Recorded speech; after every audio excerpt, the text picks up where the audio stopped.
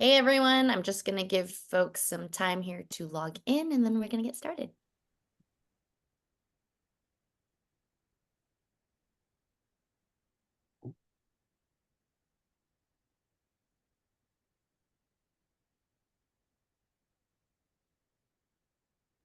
All right, we got a good crowd today. Okay, well, I'll go ahead and get started. Good morning, good afternoon, wherever you guys are joining us from today. Welcome to today's webinar, co-hosted by the New York Oracle User Group and Oracle partner Viscosity North America. This is a live webinar, so feel free to submit questions as you think of them, and our speaker today, Gary Gordhamer, will get to them as soon as he can or following the session. All right, my name's Monica. I'm the marketing director here at Viscosity. We are a full Oracle stack consulting firm with core expertise in Oracle database, including RAC, Oracle Apex. We perform a lot of near zero or zero downtime migrations.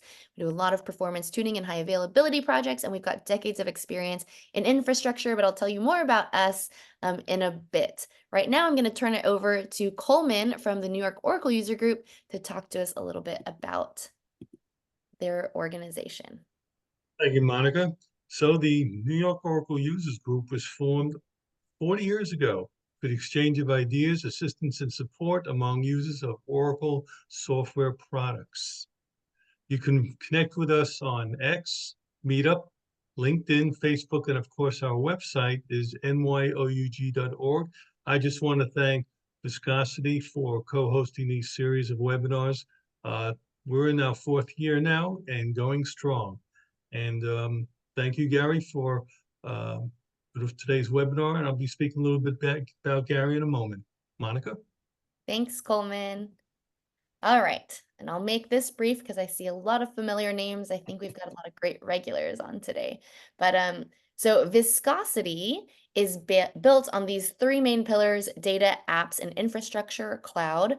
Down across the bottom, you'll see a variety of services we offer per pillar. So if anything here interests you or speaks to any pain points you have, definitely reach out. Would love to see how we can help you, or if we have any free resources already for you and your team to use to kind of tackle some of these problems. Right. Okay, on this slide, I've just got some of our books. Actually, Gary here today, he is a co-author on this one, Oracle Database Performance Tuning and Upgrading Oracle Databases. We typically try to update these around Oracle Cloud World, but I don't think we're going to make that deadline this year. But stay tuned. Right now, it's all up to date for 19C. So if you're not on 19C yet, or a lot of it I'm sure is still applicable, check them out. They are on Amazon. And I think our other most recent one might be Oracle on Docker from last year. All right, and on this slide, I'd just like to point out several of my awesome colleagues. These folks represent our executive management and our consultants for our clients, and they're also Oracle ACEs, Gary included here. So if you're not familiar with the Oracle ACE program, these are a tier of titles that Oracle gives to non-Oracle employees. So these folks are recognized for their knowledge sharing to the Oracle community. They speak at conferences, they write books, blogs, you name it, but they basically are out there providing as much help as they can to Oracle users like all of you. Okay, and on this slide, I just like to point out Oracle License Management.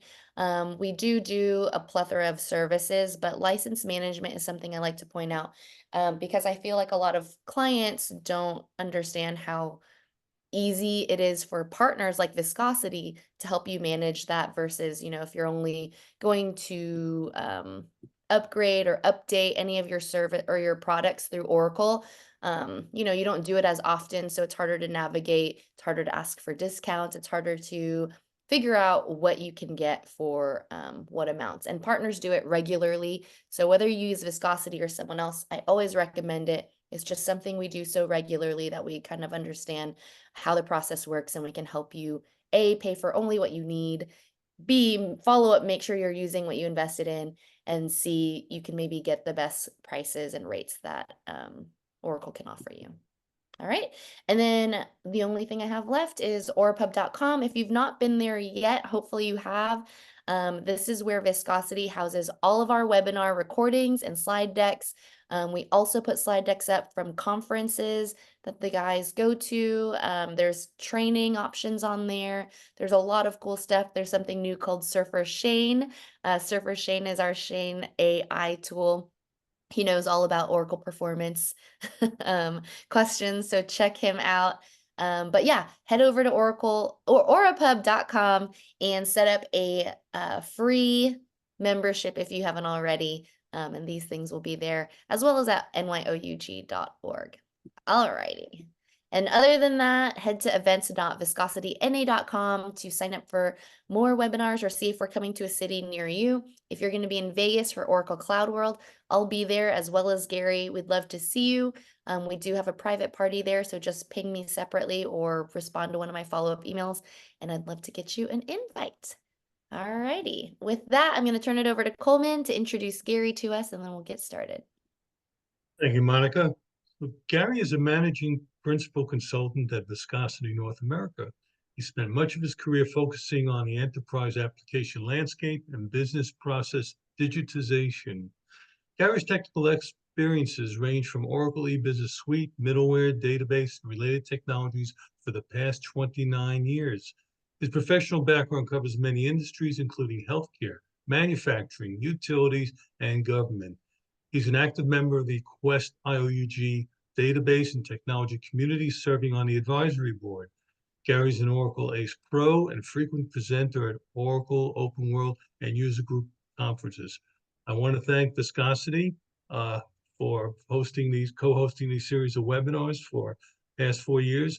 And I wish to also thank Gary. Gary I've known since IOUG days, Collaborate days, and everybody's in store for a very good webinar today. So get ready for it. Thank you, Gary. Thank you, Coleman. Thank you, everybody, for joining us today. Today, we're going to talk about Oracle database patching, and we're going to call it the patching the right way. So if you've been patching like I have for a long time, things have kind of changed over the years, and now I think all of us are patching way more frequently than we used to. And so why is this the right way? This is the right way because hopefully it's less work, less stress, less pressure, and just makes the whole process a little bit easier. So we're going to go ahead and get started here. Get past some stuff. So we're going to talk about some of the benefits of it, some high-level process. We're going to walk through this for both rack, grid, and standalone ASM. And then we're going to walk through the database patching process, which again will work for standalone with HAS, with ASM standalone, and with rack. We'll definitely have time for questions. If you have any during the session, please throw them in the chat or come off mute, etc., and we'll try to go through those. And then there's some additional stuff at the end that I don't think I'll have time to get through. So I do include rollback steps, some additional options, and lots of references. Patching is a really huge topic. If you follow Mike Dietrich at all, he talks about it a lot. So, I've kind of went through this presentation. I went through that team to get just feedback on this presentation, make sure it's good. So, feel free to ask those questions, reach out. We're always looking for feedback, etc., on this kind of stuff because it is an important topic. That being said, there's a lot of slides in the deck.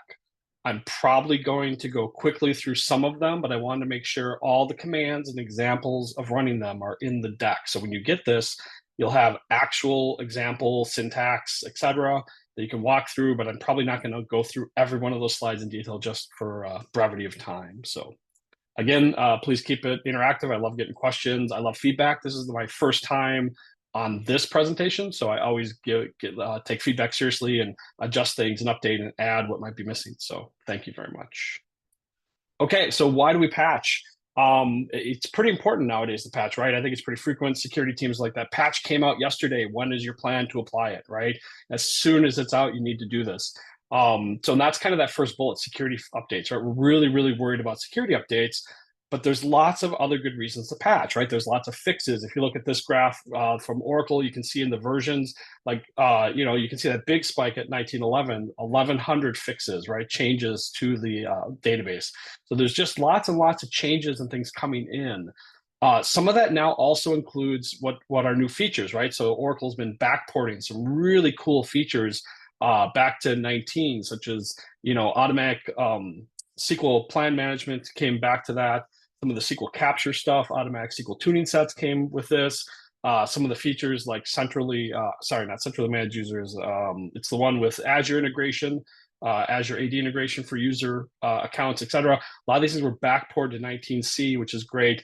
One of the ones I mentioned here is Linux 8 support. Just like they want us to patch our database, they want us to update our OS, right? So I think a lot of us are on, well, you should be on Linux 8 now because Linux 7 is deprecated at the end of this year or earlier this year if you're on Red Hat.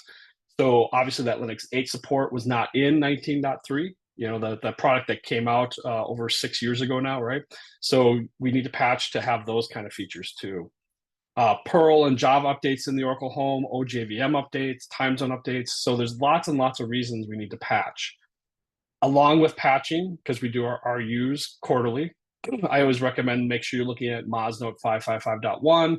That's for those critical fixes that didn't make it into the RU. So if there's one-off issues, recently had one with a ASM filter driver problem that was causing constant kernel resets on the devices, and that was a critical one-off patch that needs to be applied after the RU, for example. So definitely make sure you're reviewing those notes. So what is our traditional patching process? And this is the one that I said, this is kind of what we've been doing for a long time, and it's painful and a lot of work sometimes, and maybe even a little bit scary, right? So we unzip our patches after we download them.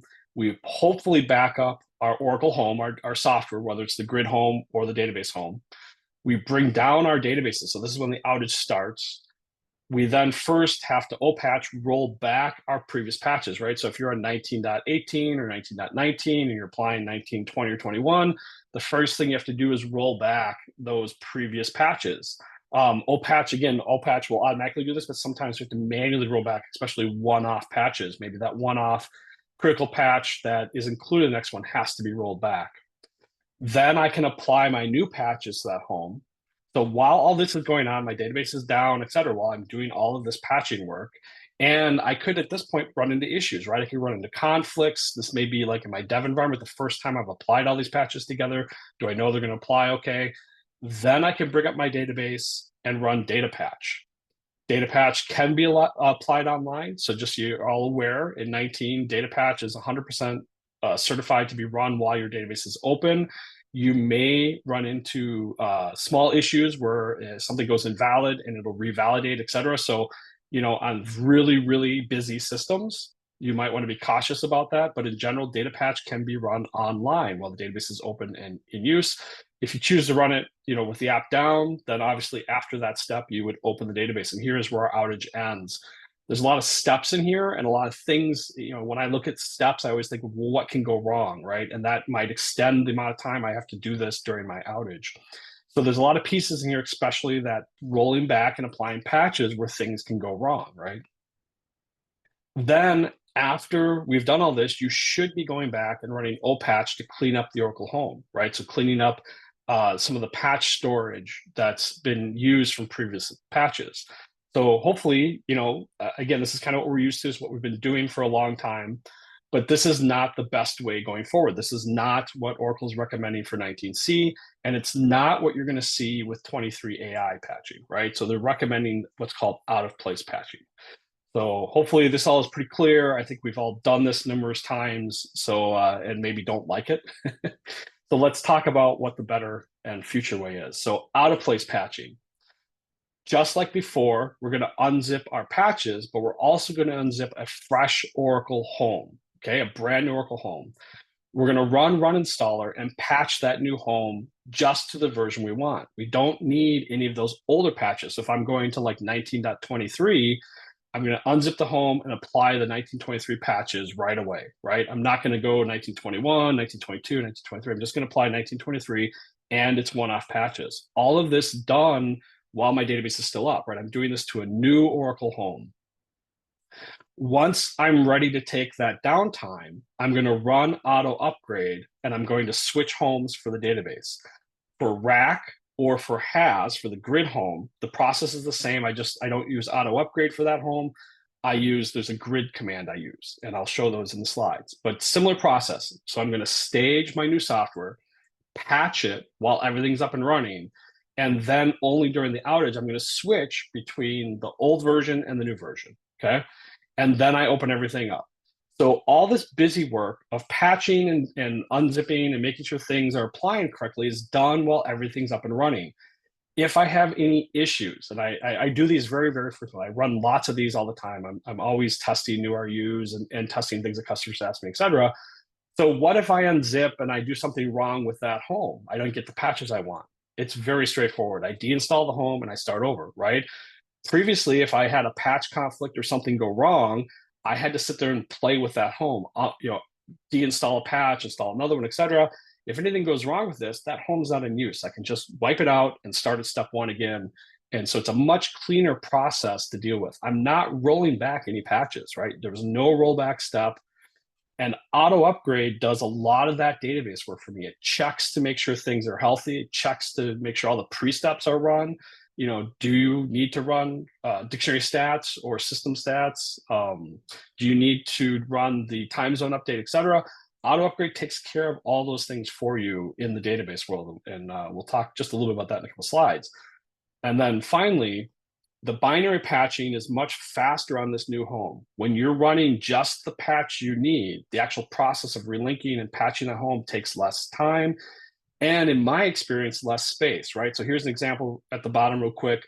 A 19.20 fresh install is about 9.6 gig on a Linux x86 operating system. The patch storage takes up about 2.3 gig.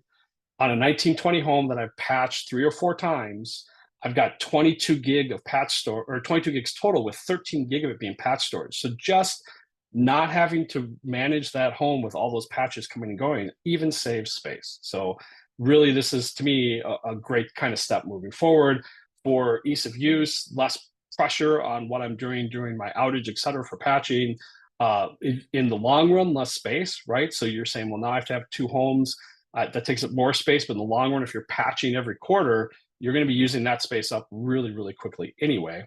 And then finally, AutoUpgrade does a lot of the steps for me, make sure that this stuff gets done. So we'll go through in a little more detail, but that's the new process. This is patching on a place. So what AutoUpgrade, just for now, there's a couple things AutoUpgrade doesn't do, but they're coming soon. So AutoUpgrade doesn't work on Windows. That is in process and it's coming out soon. Rack rolling patching, specifically, where you're doing one database node at a time, it doesn't do rack rolling right now. Again, I'll show the examples of what it can do, but that's one thing it cannot do at the moment. And then DataGuard standby first patching. Again, you can use out of place patching for all of these. It's just whether AutoUpgrade is going to help you do it or not. For DataGuard standby, that is also coming soon for AutoUpgrade. So you can still use the out of place DB homes. You can manually switch the homes on your standby and manually apply SQL changes on the primary after the binary has been patched, right? So you can still do these out of place steps. It's just AutoUpgrade can't help you, but those are coming soon. And if you're not aware, AutoUpgrade updates very frequently, pretty much 2 to 3 times a year. There's a new version. So they are working very hard to constantly add features to that. Why should you do this? Listen to the experts. So if you don't recognize some of these people, these are the product managers at Oracle. This is from Cloud World last year for 2023. And it says it right there. Always patch out of place. Don't argue with us, right? So if you're going, Gary, this one ACE saying this, no, it's not one ACE. It's Oracle Product Management. It's some other ACE directors, et cetera. This is the way you should be patching. This is the recommended method going forward. And if you work and run into a problem, open an SR with Oracle, they will support you in this process, right? This is the recommended method. It's also in the manual. And in the reference section, I have the specific 19C manual section. So it's not just in a Mosna, it's in the 19C manual. It's a whole section on out-of-place patching. And you will see it in the 23 AI manual as well. Okay, a few additional. So if you're not kind of up to speed on what you should be patching all the time besides the RU, here's a couple other things I just want to mention to make sure that, since we're talking about patching, you should be patching data pump. There's a data pump bundle patch. It's not in the RU. That's a lot of kind of Oracle side comment. Maybe have a drink at a bar and we'll talk about why it's not in the RU. But the data pump bundle patch can be applied online. If you've never applied the data pump bundle patch to your 19C database, please apply it. apply it prior to your next patching. It will make the patch process go faster. One of the reasons for that is the data pump bundle patch includes an update to DBMS metadata. DBMS metadata is used by patching to check objects in your database.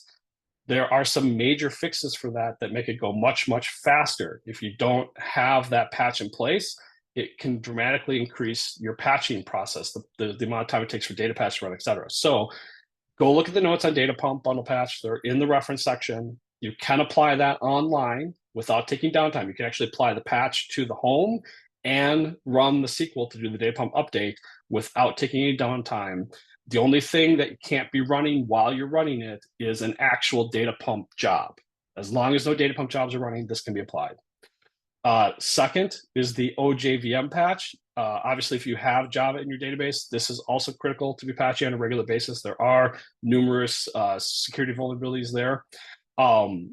Consider, if you don't need this, consider removing it. It will, reduce the maybe security exposure on your database. In 19C, it does require a small outage during the install process. So Java calls, OJVM internal calls will fail while the patch is being applied, but only for that window, okay? There is a mitigation patch that you could use instead that requires no downtime. And that's also, again, in the notes. I'm not going to cover this presentation is about that. I'm not going to cover it in a bunch of detail, but in the notes, there's links to that stuff. And then finally, the OCW patch, or Oracle Cluster patch. This is required on your database home for rack, and I recommend it for HAS homes. I have a note to talk more about that, because specifically as we get to like Linux 8, you're going to make sure that you have to apply this, because you might see issues if you don't. So we'll talk about that. And I think there were some questions that popped up. I thought I saw something pop up. Oh yeah, there we go. What about grid database patching? So we'll talk about the grid home patching as well. So all the steps I talked about are the same for a grid home. You pre-install the grid home software and then you switch homes. And so I will actually walk through all the steps. Is there a better way to patch or upgrade 23 free AI? Because it's the free version, there aren't necessarily better ways for that to be handled with AutoUpgrade at this time, to my knowledge. I can do a little more research on that, but I don't believe 23 free is going to add what I'll call more like enterprise features, online patching, migration, et cetera. That's kind of the purchase product purpose, right? Is out-of-place patching supported for EBS database? That is a great question. It was one I was trying to research and find a specific note on. I have not found a specific note on it. My general answer would be, I believe it would be supported, but I couldn't find the procedure yet, right? So in general, there should be no issues with creating a new database home for EBS, making sure the patches are applied, making sure your EBS utils are put in place. But the switching homes part, which is a supported process in EBS, I didn't see it documented in a patching note, right? So there are ways in EBS to switch your Oracle home. It's just kind of putting all the pieces together. So I don't believe there's any reason it wouldn't be supported, but it's just, I think the procedure isn't like documented well yet. What is the HAS home? So high availability services is the home, like when you're setting up a standalone server with ASM and it's not in a cluster. That's called HAS, or Oracle Restart is one of the other terms I use. It's high availability services. How can I know if I need the OJVM patch? Please see the notes at the end. They'll point you towards that. The OCW patch, we'll talk about that in a later slide. And will you cover with Oracle Restart? Yes, Oracle Restart, which is HAS. That's what I will be covering. Okay, so let's kind of keep moving here. Like I said, just quite a few slides. So again, I'm going to walk through the high-level process, and this is graphically just to make sure we're all on the same page. So this is HAS, or Oracle Restart, high availability services, right? So I have here my server. I'm running on ASM 19.20 and database home 1920, right? So I have a grid home and I have a database home. And then over here running on the grid home, I have my listener, my has been, which is the high availability service. That's kind of the pseudo cluster you want to say in this case, and my ASM instance, right? All running out of this grid home. And then over here on my database side, I have that running out of this other home, and I have a wallet, my TNS files, maybe my SP file in Nidor, maybe that's on ASM. I'm not gonna kind of go either way, but just, these things could be part of this home, right? So my steps, I'm going to start by installing my grid_2 home. So notice I have a new path down here. I'm going to install the grid home, and I'm going to install the new database home also, right? And these are with the one-off patches. So this is a 19, oh, see, sorry, this is the first time with these slides, I'll fix that. 1923 home, and one-off patches for both of these, right? And so this is home_2, and my old one is home_1. So I'm going to place the software there. I'm going to unzip the install disks. I'm going to apply my patches, all the patches I need. I have commands in later slides, but let's just kind of walk through this. And that's my first steps, right? So at this point, no outages happened. I've staged the new software. My patches have been installed successfully. I can do my LS patch, my old patch, LS patches, verify everything's good. Nothing has changed to the end user or the developer, etc. Just as a DBA, I've got all my software staged and ready to go. So now, when I'm ready to move, and we're going to talk about the ASM part first, I'm going to go ahead and switch my home. So when I do that, these things are going to come down, right? My listener, my ASM, and my high availability services, which means my database is also going to come down during this period, right? My database has come down. Those processes will move to the new home, start back up, and then my database will start up on the old home, okay? So at this point, I've now upgraded my ASM, my listener, my HAS to the new patched version, and basically with just like 2 commands. So we'll show the commands in a later slide, but that'll get me to my new home. And then I will go ahead and run AutoUpgrade, and AutoUpgrade will do the same process for the database side, right? Shut down the database, move it over to the new home. AutoUpgrade will take care of any of these things that are needed, wallet, TNS files, SPL, NUR, et cetera, and more. Bring it back up and apply data patch. And now I have moved my standalone server from 1922, in this case, 1920, sorry, to 1923 with just a few steps. You'll notice that during the outage part, I just did the switch of the grid home and the switch to the database home. You can do parts 3 and 4 at separate times. If you want to do the grid ASM, like say one weekend and the database another one, etc. If like the database has issues and you want to roll the database back to 1920, you could roll the database back and keep ASM at 1923. It is completely supported to have different versions between ASM and database at this point. So, just kind of that ease of use, right? And rolling it back, well, my old home is there. Like AutoUpgrade, it doesn't directly have a rollback command, but I have rollback steps at the end. The grid does have a rollback couple commands, so I have those at the end also. We're not going to go into deep detail, but they're in the appendix.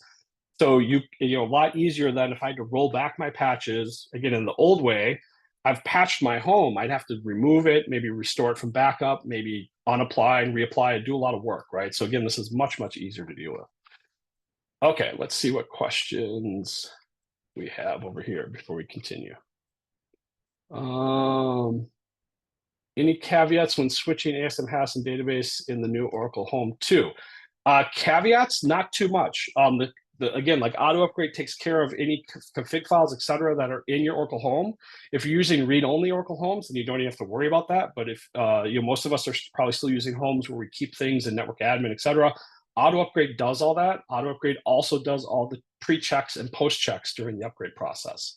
The grid home is pretty straightforward because most of that stuff is in the cluster configuration files in the cluster registry. The biggest thing I'd say about the grid home is checking your listener aura or SQLnet aura stuff, that if you have any special security settings, stuff like that. There are commands that run that do the pre-move, and I'll show those again in the command section. So it's just more about verifying that everything came over correctly on that side. Oh, okay. So we mentioned they're having specific issues on AX with classic EBS single node patching. Understand. Would the files under the database get copied over to the new Oracle Home? So specifically the files that it's going to bring over during the AutoUpgrade copy process are things like configuration files, et cetera, that are in the Oracle Home. AutoUpgrade will take care of all of that for you. If you're storing database data files or temp files or things like that on a database home, which was not recommended at all, I don't believe it will do that. I'd have to check. There's like 100 and some pre-checks that AutoUpgrade is. It might actually yell at you. I haven't tried actually putting database files in the home at this point. How do you know in your Oracle home any configuration files and which OS user is running auto upgrade? Okay. So the user running the auto upgrade is the user that owns your database. Like in this case, if the database is run as the Oracle user, I'm going to run that as auto upgrade as the Oracle user. On the grid side, in this case, my examples is actually running as a grid user. So those would be run by the grid user. And how do you know in your source home which config files are there? There's a lot of them. It's kind of, you're going to have to do a little digging on your own, but auto upgrade checks for a lot of them. So let's keep moving. I think we'll get through that and kind of cover all this stuff. So let's kind of keep moving here. So let's cover rack now. So similar process, but just kind of want to walk through it. This is a 2-node rack system, right? So I have server 1, and again, my thing's running out of my grid home for rack. This time, CRSD, I have a VIP listener, I have a scan listener, I have my ASM, and then the same thing on node 2. And then again, my database here is running, and you know, just as one example, I could have a wallet, I could have SP init or files there, maybe the wallet and SP files on ASM, right? So that could be an option too. I'm just showing as an example what could exist. So this is my starting position. Again, my first step is to stage all that software, right? So I go onto my first node of my cluster and I install my Grid 2 home with 1923. And Grid is nice enough that if you have SSH set up, it'll install the home and copy it to all your cluster nodes, right? So you'll have Grid 2 now on all your nodes in just a couple commands, right?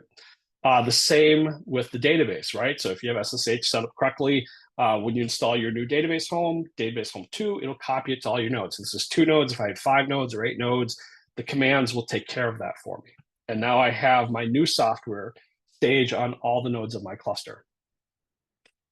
Just like previously, I'm going to run a command to move my grid home over to the new home. So just on the previous one, I will see that brownout where the scan and the VIP and CRS on this node goes down. I can do this one node at a time. When that happens, then yes, the rack databases on this node, the instances will also go down. But because I'm rack, they will switch over to the other node, right? So this is kind of a rack rolling, but I'm not using auto upgrade at this step. So again, we'll go through the commands quickly here shortly, but this will move the rack piece over, the cluster part on this one node. And then my database will come back up on that node, but using the old database home, right? Because this first step is just upgrading the rack part. And then I repeat that on the second node, and that node then redirects sessions back to the first node, right? So kind of rack rolling for the rack component. Now that my rack or CRS home is upgraded, I can then run auto upgrade on the database part, which will move its home across all the nodes also. Again, just note auto upgrade doesn't do rack rolling for the database part. It'll basically bring down all the nodes of that instance, then bring them all back up and then run data patch. It will run by default as of the 24.1 version of auto upgrade. It'll run data patch in normal mode. The database will be open, data patch will be executed, sessions can come in and use the database. If you want to disable that and run data patch in exclusive mode, you can set that option in auto upgrade, right? If you still want to kind of be the old behavior. But just realize that it doesn't do one node at a time for this specific step in auto upgrade. I believe they are working on features for that. As with a lot of these things, there's many ways to kind of get to where you want to go. So I think they're still trying to kind of get to the point that, you know, this is probably the most common way to do something. And then maybe some of the more unique ways to do it will be coming soon. One of the questions is auto upgrade will not touch the data files, only config sub files in the Oracle home. So again, the question about data files, you shouldn't really have database data files in the Oracle home directory, right? So my system.dbf, which is the data for my system table space, shouldn't be in, like in this case, Mule1 app Oracle product 19.1 DB home 1, right? So this is the thing that shouldn't have data files in it, right? Because that's what we're moving, and that's never been kind of suggested that you would ever traditionally put data files in that directory, right? So just to be clear there. Okay, finally clean up, and this is true for both of them. Once you've moved to the new homes and everything's working, you should deinstall the old homes, right? This makes room for your next patching cycle. And so that's, again, there's a one simple deinstall command that will remove the homes. And this is true for both standalone HAS, Oracle Restart, or for RAC. And again, I'm not going into a lot of detail on if you're not using ASM. So if you're using traditional file systems or NFS and you're not using ASM and you just have Oracle standalone database, this process still works. You just don't have the grid components, right? You're just installing a new Oracle home and using AutoUpgrade to switch. You don't need to worry about the grid parts, right? So all the steps for that are also in my deck, right? They're just, you can ignore the grid pieces. Okay. If you are not using HasGrid to manually move the listener from one home to another, you may have to copy config files, right? So in this case, and this is actually someone asked about EBS. This is probably one of the caveats for EBS, right? Because EBS keeps its own listener config files in a different location, and generally doesn't use, like if you're using ASM standalone with EBS, you're probably running another listener or the EBS listener separately. Those kind of things are not automatically taken care of by grid. And so you may have to copy some of those config files from one environment to the new one, right? What I've noticed with this is you may see that other secondary listener running still from the old home after you do the switch. You would have to make sure you stop that standalone listener and move it over to the other home manually. Still not a huge thing, but just something to keep track of. Someone's asking about the OR password file. So let's just get a few more slides here, and I think we'll cover a lot of that kind of stuff. Okay, so what tools are we using to do this? The grid out-of-place patching process is run with grid setup.sh. And again, all the example syntax is in here. The database out-of-place patching is run using AutoUpgrade. Make sure you have the latest version of AutoUpgrade. Patching out of place for AutoUpgrade is supported for 19.3 and up.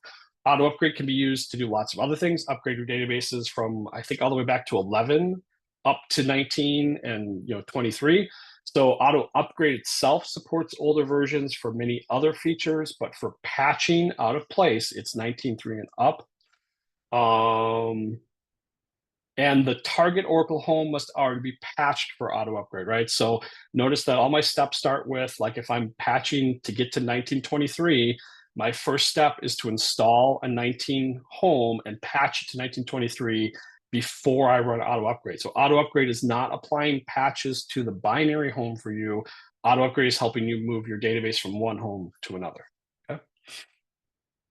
So some of these questions, what does AutoUpgrade take care of? AutoUpgrade contains 200 plus pre-checks. So when you run AutoUpgrade pre, it's going to go check a whole lot of things of that upgrade. During my testing, it did 65 pre-checks before, when I said I want to go from 19, I was doing 20 to 21 at the time.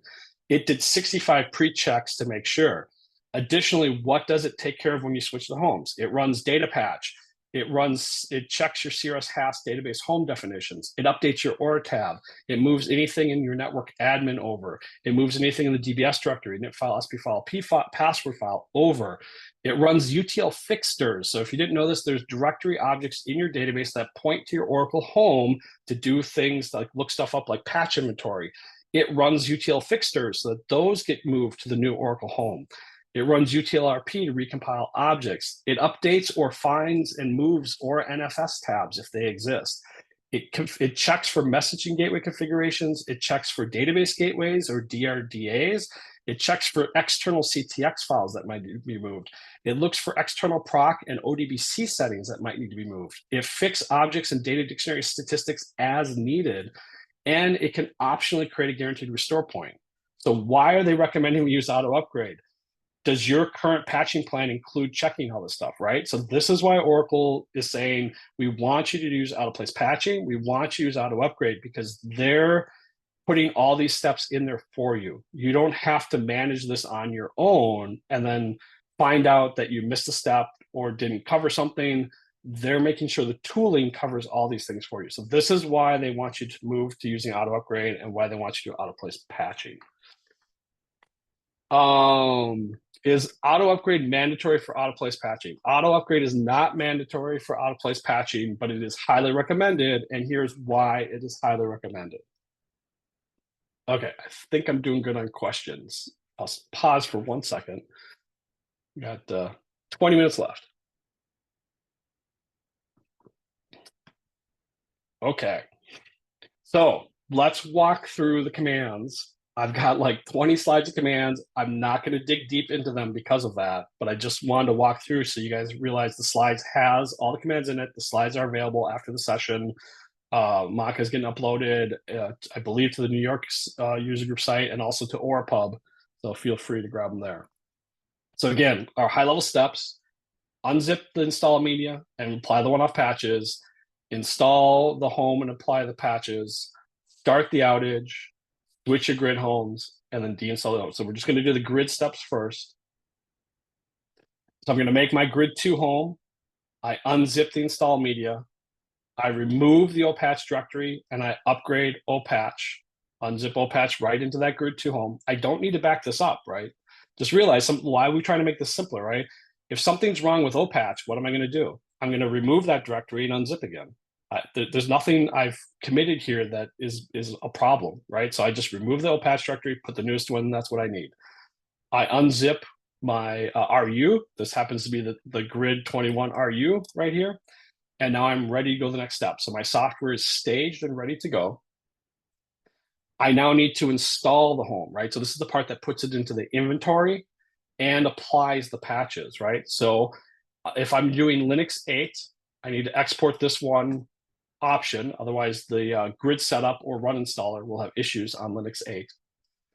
I then run my one command, grid setup.ssh. I'm going to run this without a GUI, silent. I personally always ignore prereq failures because I'm on a server that was previously running Oracle. I don't care what prereqs you're going to check. I'm already running Oracle. If perchance during the install something fails, I want the install to finish and I'll deal with the failure afterwards, right? So I generally always ignore prereqs, but you should feel free to do as you wish. These slashes, this just means continuing the command to the next line, right? So this is just me kind of making it easy to read. And when I write these commands, because they can be kind of long, I do that even like in my notepad so that I can see each option. I'm going to apply the RU to that grid home. I'm doing a software only install. I'm providing the paths for the base and the inventory location. These are straightforward to get from your current install. This happens to be a cluster install, so I'm going to list each node, and this will put the software on all the nodes. So notice I only unzipped it in the first step on one node. The install will copy it to all the other nodes for me. So if I have 5 nodes, I would list 5 nodes here. If I'm doing Oracle Restart or HAS standalone, you just list the single server here, okay? If I was only on one server, I would just list the one server, server 01. It would take care of it. This is your role separation. So if you've got set up role separation, ASM admin, ASM DBA, ASM operator, fill those groups in here. If you're old school and maybe you're just using the DBA group for all this, you can just put DBA there. But this is what creates that security. During the install, you're creating that security group separation. And then I'm going to run the root sh myself after I run this. So this will run and it will generate a root.sh script. Okay. After you do this, you run that root sh as root, and that'll finish the installation of your grid home. Your grid home will now be in the inventory. It'll be on all the nodes of the cluster. It'll be patched to the right version. If something here goes wrong, so say like I pointed this to the wrong patch and I get a message like that's not a valid patch or couldn't find inventory.xml or something like that. All I need to do before this step finishes, if anything goes wrong, I can just remove that grid home 2, go back to the previous step and unzip, right? So there's really little concern here. I can just remove this if something goes wrong, if I point it wrong, etc. No pressure, just clean up and try it again, right? Maybe I had the wrong patch or a long list of patches, okay?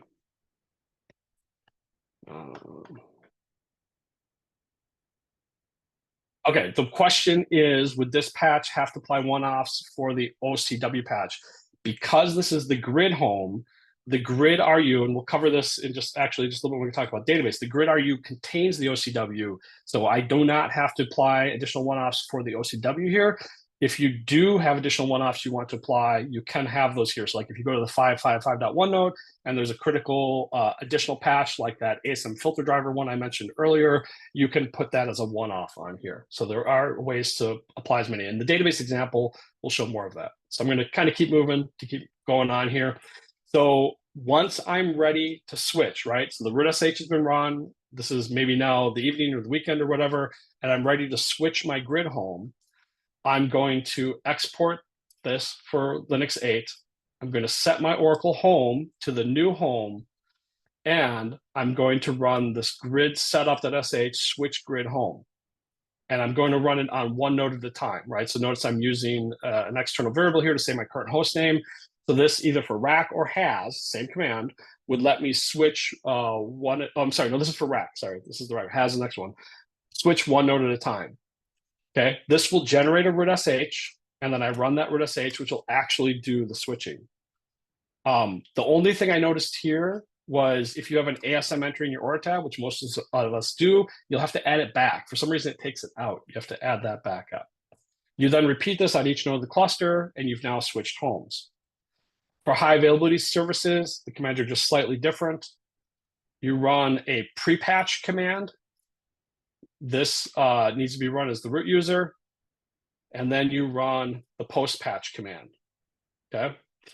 After this is updated, you'll have to manually update your central inventory with these commands.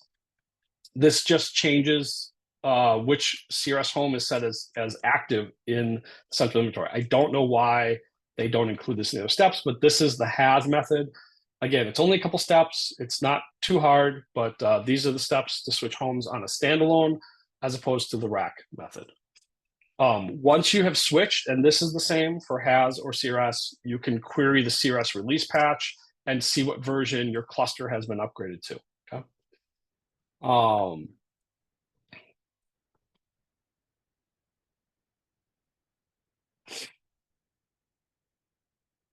Okay, that's a longer question. I'll get back to that in just a little bit. Okay. So let's kind of keep moving here. So these are the commands.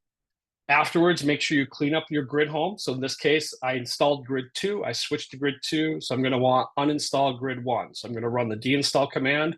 If this is rack, it will deinstall it from all the nodes. If it's has, it will deinstall it from the first node. You can verify that it's been removed correctly by checking your inventory XML, right? Okay. So we went through the grid home. Let's go through the database stuff. Again, I got a few more comments in here. A lot of it's very applicable to either, but kind of walk through it. So grid database, we're going to unzip our install media. We're going to install the home and apply the patches. We're going to update AutoUpgrade. We're going to create a config file. We're going to run AutoUpgrade, start our outage, actually do the deployment, and then check our logs. So with rack on Linux 8, this is the issue with OCW. So OCW patch, or Oracle Clusterware patch, is included in your GI release every RU, right? So here's the GI release 1923, and you'll see that this OCW one-off patch. If you're running Linux 8, the version of SSHD has been upgraded. There is a bug that will cause the database install on rack to fail with this SSH connectivity is not set up, even though it is set up. This is due to SSHD daemon upgrading and a slight difference to that. There's a reference to the notes on this. You must apply the OCW patch, and that means it's included in the RU for the grid. So the grid patch has the patch you want to use. So download the grid RU and use it as the source for your patches. For rack, this is required. For has, I highly recommend it. And so I'll show the syntax in just a couple slides. So just like the grid home, we're going to create our database home 2 for the database. We're going to unzip the base 19.3 product, and then we're going to remove OPatch and upgrade it to our newest version of OPatch. And now we're going to prep our one-off patches, right? So in this case, I have a number of one-off patches. I have the database bundle patch, I have the OG JVM patch, et cetera, right? So I'm prepping more patches in this case that are applicable to database home that weren't as applicable to the grid infrastructure / ASM home. Now, similar command, this time it's run installer versus grid setup. Again, for Linux 8, make sure you're exporting your variable. So Linux 8 support is there for 19. Same comment about silent, ignore prereq failures. My RU, notice I'm pointing to the GI patch or the grid infrastructure patch because the database RU is included in that. I already downloaded this patch to apply to my grid home. So I'll just use the same source to apply to my database home. So there's the database RU.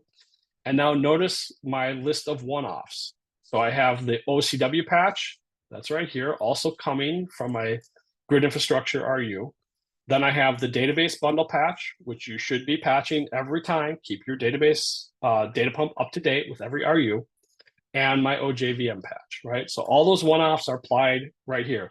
I'm still not in and out, just to be really clear, right? So this is my new database home 2. I've unzipped it. I'm installing all these patches, making sure they work. Again, same comment about with your standalone or if you're multi-node. If you're standalone, you can actually just take this line out. If you're multi-node rack, list the nodes here. It'll put the software on all the nodes for you. And then again, your role separation, know what your role separation is like and set those up. Yep, so I got that in there. So again, I kind of prep this command ahead of time. Again, just like the grid one, if anything goes wrong, just remove that home and do these steps again. Like if your patches weren't unzipped correctly, or if you missed a patch and you want to add one, etc., or it says something conflicts, just remove the home, figure out the conflicts, and do it again, right? I think that's the same comments I had here, right? So again, that CV assume is for Linux 8 support. And again, it will generate a root sh, which you're pretty used to on any install. Run the root sh. That'll finish the setup for the database home. Okay, next, make sure you have the newest auto upgrade. So make sure you go to the doc, download the AutoUpgrade.jar, and place it in your RDBMS admin directory. So in this case, I'm going to place it in my new home. I just created a new home. I'm going to upgrade the AutoUpgrade to the newest version and place it in there. Here we have 24.4. I believe this is still the current newest. I didn't check this last week, but like 2 weeks ago, it was the newest. And you can check that by running this command to see what version you have installed. For AutoUpgrade, you need to create a config file. There's a log directory output.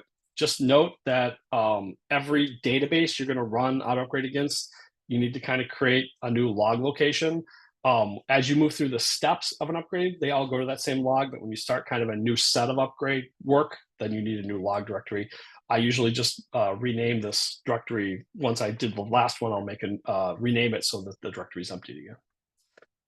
Couple quick settings. You can tell it to upgrade time zone, or if you want a global restore point, right? And these are settings for all the databases in this config file. And then this is my upgrade 1, my source home, my target home, and my SID. Note for rack, use the SID of the local instance, right? So if this was on node 1, it'd be Oracle 1, right? If that's the first one.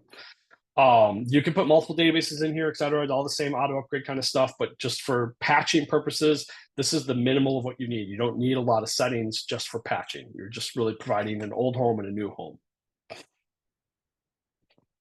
Once you start auto upgrade, you get, if you've not used this, you get an upgrade prompt, UPG, and then the job runs in the background. You use LSJ, LS jobs, or status to see what's going on, right? So here I am running auto upgrade for my upgrade. This is the switch to homes part. Actually, sorry, I'm running the analyze phase. I mentioned that first. So the analyze phase is going to make sure everything's good for the process. It will generate a report, both HTML and log file. This is the log example, and you can see right here, checks passed. That just makes sure that we're going to have a good upgrade. You can run the pre-checks without the database being down, right? So you've got your new home, you've got an upgrade. Here you can see it's going from 20 to 23, and it did the pre-checks, and it looks good, right? So if you have failures, you can go look at that and see what would, why you should not upgrade. So again, taking some of that stress out of this upgrade process. You now know ahead of time what's going to work or not work. When you're ready for the outage, you need kind of a full outage even for rack, because it's going to take all the database instance nodes down at this point. But it will take care of all the steps to put it into the right modes to run the stuff. Let's see, the database will be open when you run the data patch. Just realize those same caveats exist for OJVM and anything internal, like if someone was to call DB with stats while data patch was running, et cetera, is one of the examples they give. So just realize there's those caveats, but it will be in open mode when those steps run.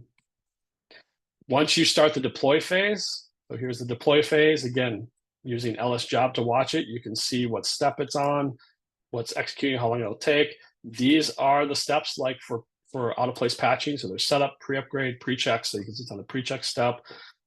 prefix upstrain, DB upgrade, post checks, post fix up, post upgrade, sys updates, right? So that's all the steps that exist in the out of place patching process. And if you use the status command, you'll see something like this with a little kind of field gauge to see how far along it is on that job. And then it will finish and also give you an HTML log, okay? Every time you run this, you'll get a new status directory. So notice I ran the pre-upgrade checks that create a status directory, and you're saying, well, that's the same location. When it runs this step, it will actually rename that status directory. So you still have your analyze logs out there, and then you'll have your upgrade deploy steps out there. And so here's an example of that log. And you'll see like it says success. And there's a section like this for each stage, but like success, and then a log for each stage.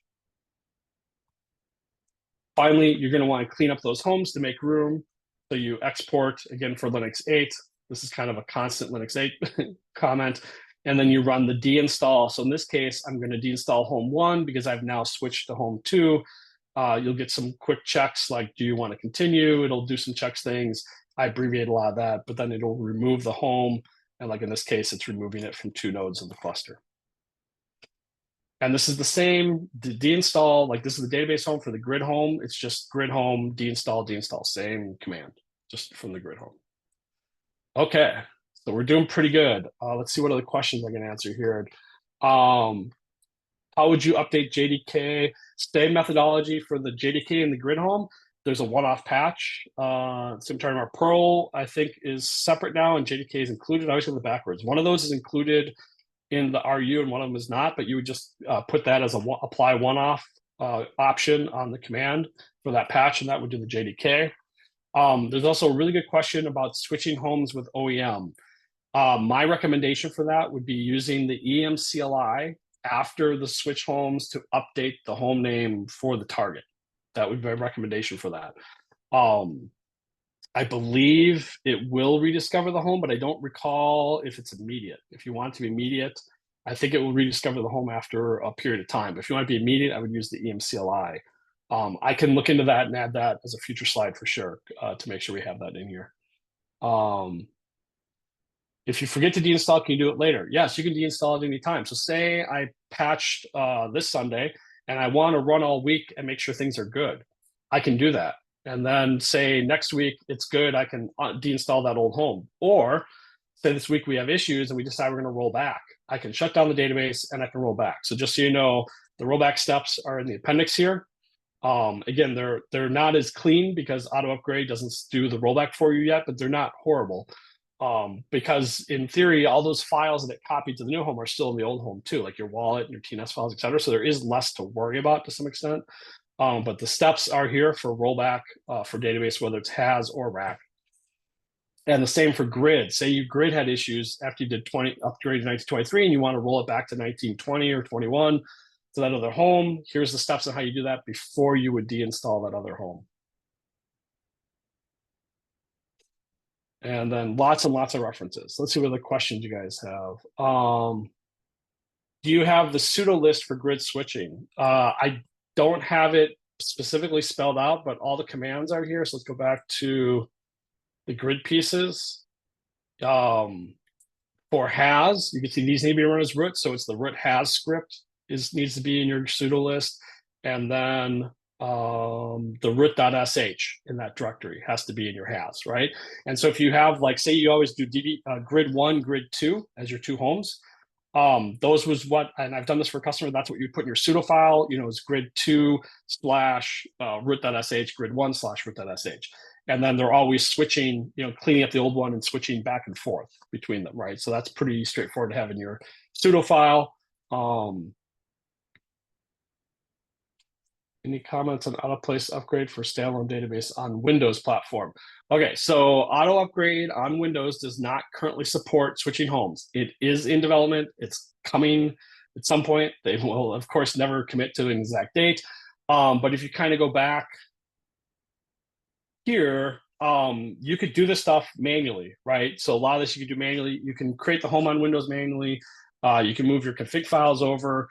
You can shut the database down. Just to be really clear, in my experience, I used to do a lot of out-of-place patching back in Oracle 9i and 10G.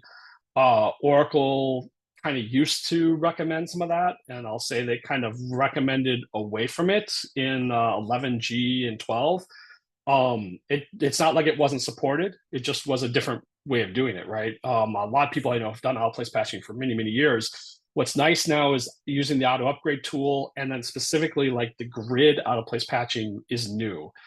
We could not do grid out of place patching in the old days, but we could do database. So the steps, it's kind of just making up for some of these auto steps. Though they are, again, Windows support is coming for auto upgrade. When are we going up to the slides? I'll leave that to Monica. I think we're kind of at the end, so I'll leave it there. If you do have follow-ups, feel free to reach out to me. My email address is on here. Thank you, everybody, and please stay in touch and keep up with Viscosity. We do a lot of stuff, and we love to see you out there.